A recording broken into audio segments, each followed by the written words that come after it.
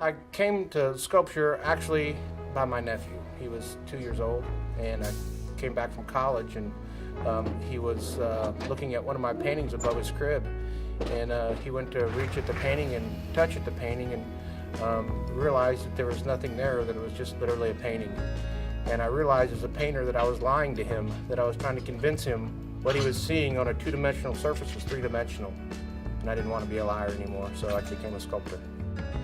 My name's Charles Strain. I live near a small town called Harrisburg, Missouri.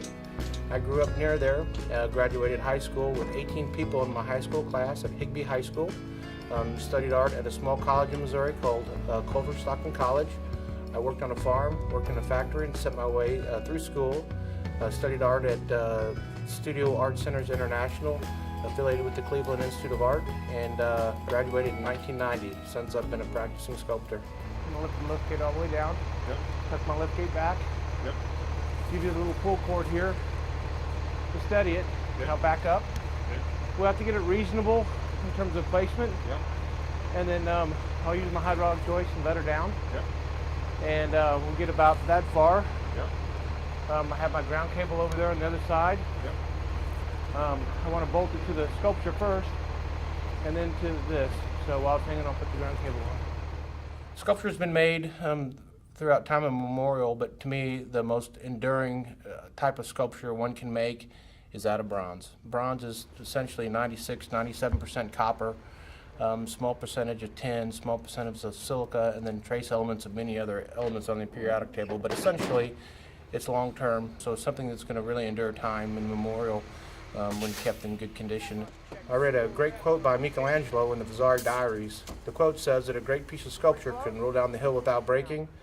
It's my personal joke, but I felt like Michelangelo was talking about bronze. Oh my gosh, that's perfect.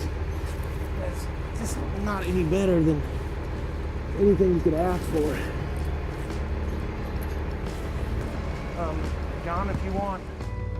So I produce my work through the lost wax process in bronze, which is essentially a casting process. And within my casting process, I take a little bit of antiquity, take a little bit of art history, and take a little bit of modern sciences that's been developed through the casting system, and I produce the sculpture. The piece Treble Clef is in many ways a combination of a mathematical equation. It was brought to my attention at a really early age. One of the factors that brought me to sculpture was 1 + 1 = 3. In an analytical mind, to some that can't make sense, but as a sculptor, when you're adding two forms together, you get a third form.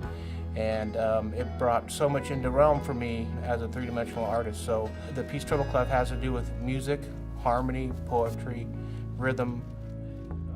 I'm very fortunate that I have some clients that live in the area that have been collecting my work for 20 years. And they approached me about producing the Treble Clef with them at the 6-foot mark to go outdoors as an accent in terms of celebrating the revitalization of the warehouse district here in downtown Peoria. My goals as an artist for almost 30 years now is I grew up in a small town, and when I realized at a young age that me being a sculptor wasn't by choice, that it was a calling, it's something that I can't help. It's something that's my lifeblood that flows through me. Without it, I don't exist. One of my first theories to be successful was to produce outdoor sculpture. Sculptures that people I grew up with that couldn't afford sculpture in their home could literally drive around it, walk around it, and enjoy it for free. And so when I was contacted to produce a piece for Peoria and for the city of Peoria, for the people of Peoria, for the people of the world for that fact, the honor is overwhelming.